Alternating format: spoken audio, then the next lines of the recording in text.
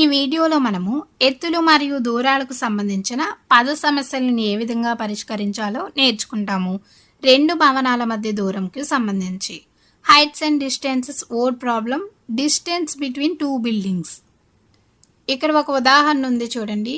ఒక బహుళ అంతస్తు భవనం పై నుండి ఎదురుగా గల 8 మీటర్ల ఎత్తుగల భవనం యొక్క పై భాగాన్ని 30 డిగ్రీల నిమ్న కోణంతోనూ భవనం కింది భాగాన్ని 45 డిగ్రీల నిమ్న కోణంతోనూ చూస్తే బహుళ అంతస్తు భవనం ఎత్తు ఎంత, రెండు భవనాల మధ్య దూరం ఎంత అని అడుగుతున్నారు.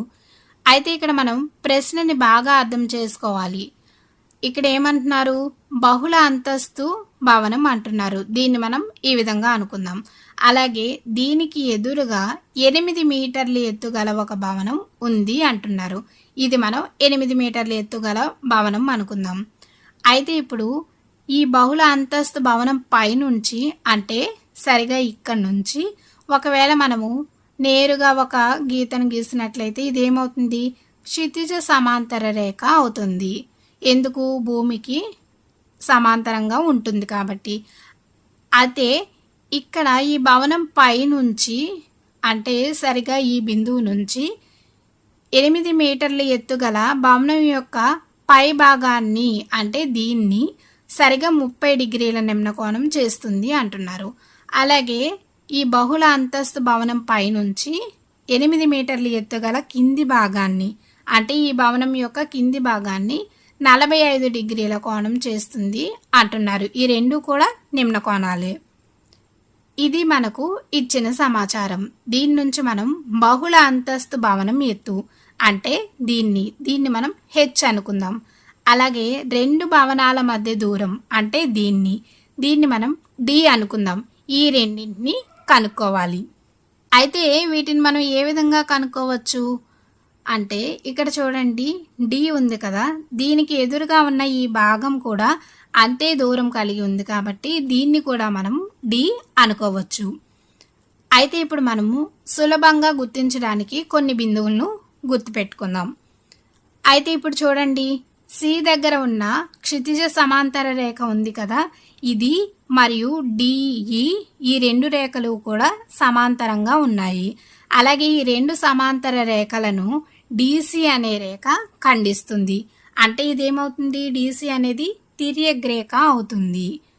అలాంటప్పుడు చూడండి, రెండు సమాంతర రేఖలను తిర్యక్ రేఖ ఖండించినప్పుడు ఏకాంతర కోణాలు అనేవి ఏమవుతాయి, సమానం అవుతాయి.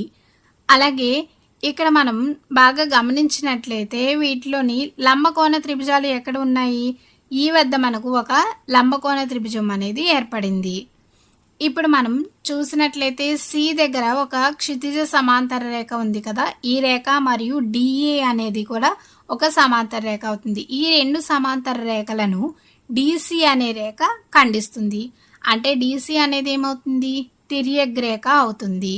రెండు సమాంతర రేఖలను తిర్యక్ రేఖ ఖండించగా మనకు ఏర్పడిన ఏకాంతర కోణాలు అనేవి సమానంగా ఉంటాయి.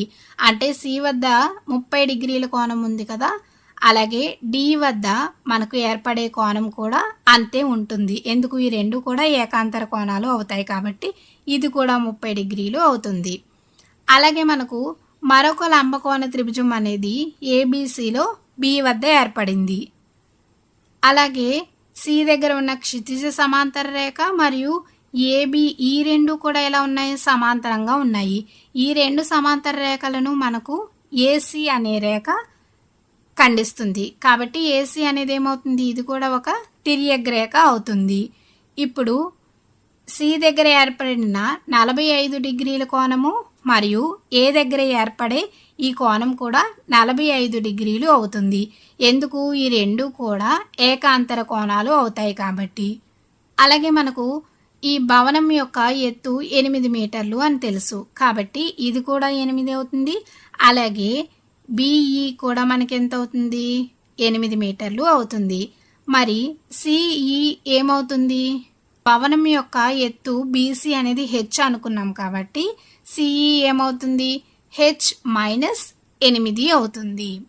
అయితే ఇప్పుడు మనం ఏబిసి త్రిభుజం నుండి మనము డిను మరియు హెచ్ను కనుక్కోవాలి. మనకు డి మరియు హెచ్ అంటే 45 డిగ్రీలకు ఎదురుగా ఉండేది ఏమవుతుంది? హెచ్ అంటే బీసీ అనేది ఎదుటి భుజం హెచ్ అవుతుంది. అలాగే ఏబి అనేది ఆసన్న భుజం అవుతుంది. కాబట్టి ఎదుటి భుజము మరియు ఆసన్న భుజముకు సంబంధం ఉన్న త్రికోణమితి నిష్పత్తి ఏమిటి?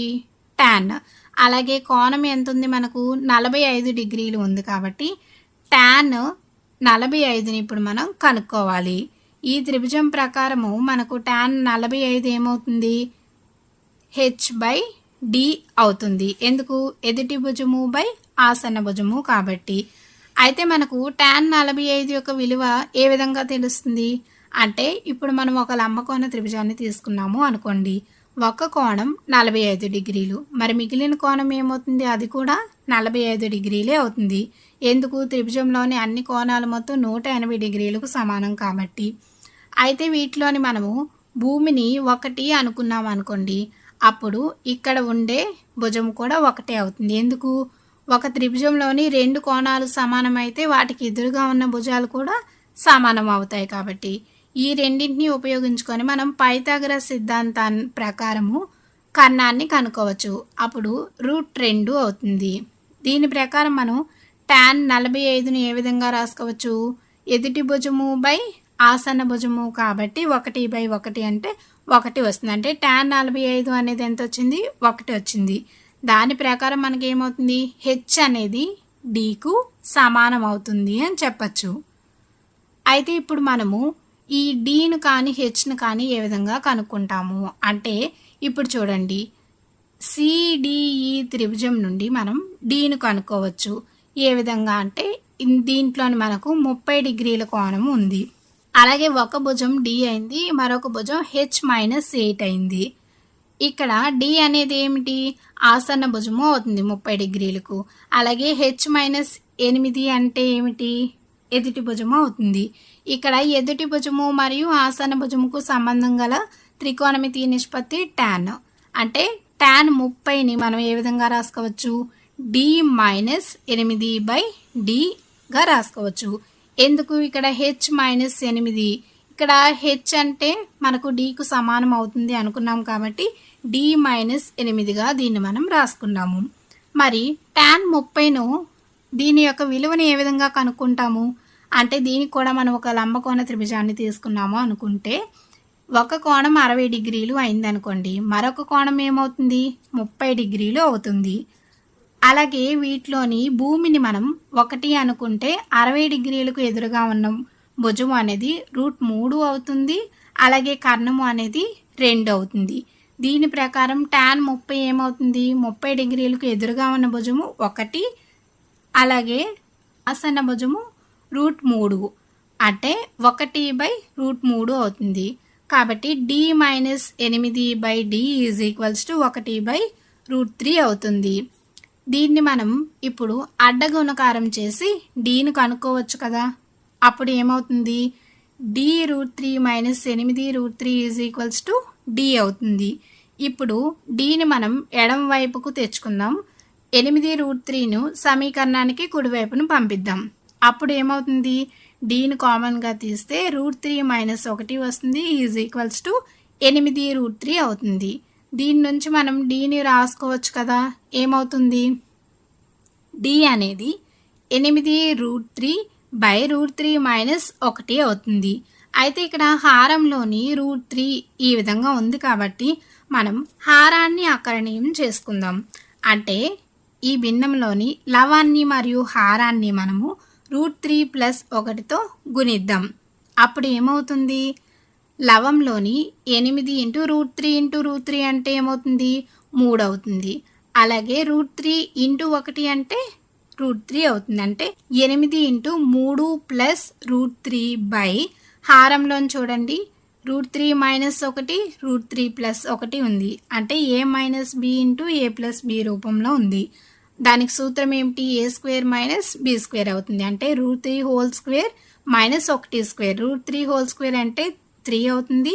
1² అంటే ఏమవుతుంది? 1 అవుతుంది. అంటే 3లోంచి 1 తీస్తే మనకు 2 అనేది వస్తుంది హారంలో. ఇప్పుడు చూడండి, 8 అనేది 2తో భాగించబడుతుంది కదా. అప్పుడు ఎంత వస్తుంది? 4 అనేది వస్తుంది. అంటే డి అనేది మనకు 4 × 3 + √3 వచ్చింది. అంటే ఇప్పుడు డి అనేది ఏమిటి?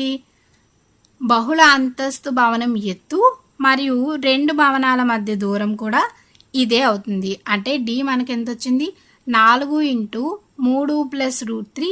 ఇదే మనకు హెచ్ కూడా 4 × 3 + √3 అవుతుంది.